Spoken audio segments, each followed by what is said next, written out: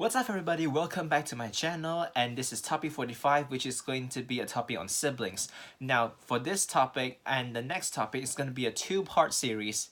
Yes, even two parts are called a series, my standards. It's going to be basically about siblings. So topics 45 and 46 are about siblings. Now for topic 45, I'll be discussing about sibling relationships.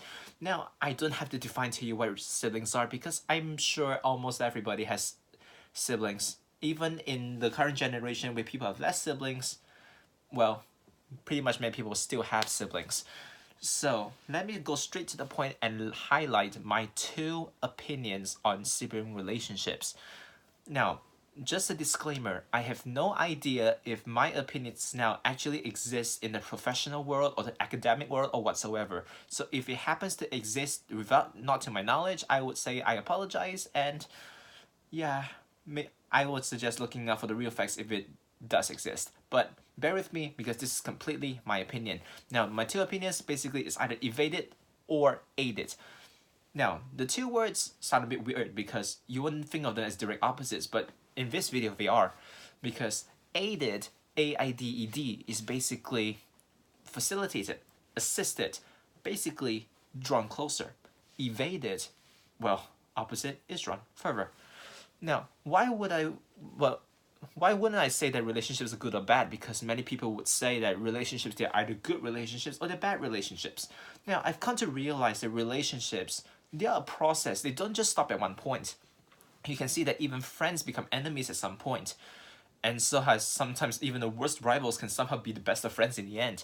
So you can see that relationships, even between the same two people or groups or parties, it does change through time. So I will use the terms instead of it being a process, hence aided versus evaded, rather than being just a point being good or bad.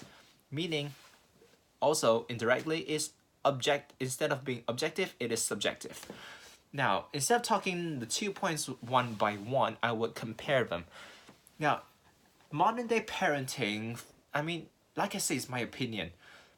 Anywhere, as long as a parent brings a child, and as long as the fear comes in that their kid is going to make a fuss, the cell phone comes in, the tablets come in. And I've even seen cases of siblings texting each other even though in their same room, which to me is pretty sad because, being the only child, I embrace people who have siblings. I mean, at least you have someone who argues with you day in, day out, whereas I'm talking to a wall basically whenever I'm in my own room all the time. Pretty much still happens nowadays, so yeah, that's pretty much the case. But back to the topic, I would say that sibling relationships are something that's very precious, so if it's not aided, then to me it's a big shame. And what many parents are doing to sibling relationships today, in the name of parenting and keeping order, they've actually evaded many sibling relationships. And putting parents aside, even siblings themselves, they're too engrossed in their own stuff. I mean, I'm sure everybody has their own life to live. But remember, you have a sibling, and to me, it's a blessing. You grow up with a sibling means day in, day out, you're dealing with someone. And this is a true fact. It's no longer my opinion, it's a true fact. People with siblings tend to have better public relation skills. It's a true fact. You can actually look it up. People who grow up with siblings actually have a better chance of enhancing their public relationship or social interacting skills. Now, maybe the way I put it may be different, but this is somewhat a paraphrased fact that is actually in a professional where research has already proven this fact itself. So I would say it's good enough because you're living in a world where people aren't just particular about your skill sets, your technical ability, or your theoretical knowledge. People are also looking at what are the other soft skills that you have. And that is what, from my opinion, I would say that having a sibling can actually help you boost it. But like I say, it's either aided or evaded. So if you have an evaded sibling relationship, you're basically just two siblings born from the same pair of parents or being raised by the same pair of parents, which to me is a huge shame. So I would say, if you ask me, then what would you say? What can we do to make sibling relationships more aided? Now, first things first, many people would say is to have common interests. Now, it's quite hard to find common interests because there are cases where one sibling is interested in sports, but the other one is interested in arts, and sports and arts are two completely different things. So while having common interests is one way to make sibling relationships aided, it also depends on how you handle it. Sometimes common interests lead to rivalries because you're in the same place. So, and that is practically a hint on what I will cover in my next video. So, and what if you say, if it's not common interest, then would you say? Well, sticking to interest, there's also one more thing. It's called interested in interest, because you don't really have to actually do something, but sometimes taking concern is what makes knowing the other person much easier. Like, I don't have to know much about dance, but I can have concern. Just ask once in a while you've been doing, or basically learn a little bit about the other person's interests.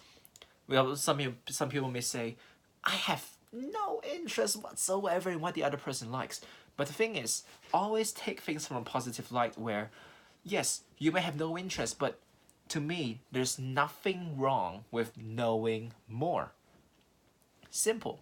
Especially when it's someone who is your sibling, I would say it is a valid enough reason for you to learn more about something else.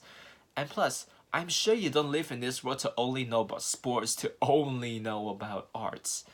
It's good to know a bit more, especially what your sibling likes. But going, deviating a little bit from the topic, if you learn more about other things, it doesn't just aid your relationship with a sibling. Imagine if someone else you meet in the outside world also likes arts, and so happens you can relate because there are many people who say, "Hey, I know a bit of what you do because my sibling also does that." You can see how it actually works, which actually supports the point on why people who grow up with siblings tend to have better social interacting skills. So it's kind of again, it's a simple point, but to me it's an idea that literally pops in my head. Like, hey, relationships aren't just good or bad, but they're such a process. So bear in mind, evaluate and think. Is a relationship evaded? If it is, how are you gonna aid it? If it's aided, how are you gonna cherish it? And even if it's evaded, you can use cherishing a sibling as a means to aiding it. Remember, to me, it's a blessing to have a sibling. So be sure to catch my next video, which I'll be discussing about sibling rivalry, where I'll be also covering two perspectives on what sibling rivalry can be. So stay tuned for my next video, which will be up about in a week's time. So until my next video, I'll see you then.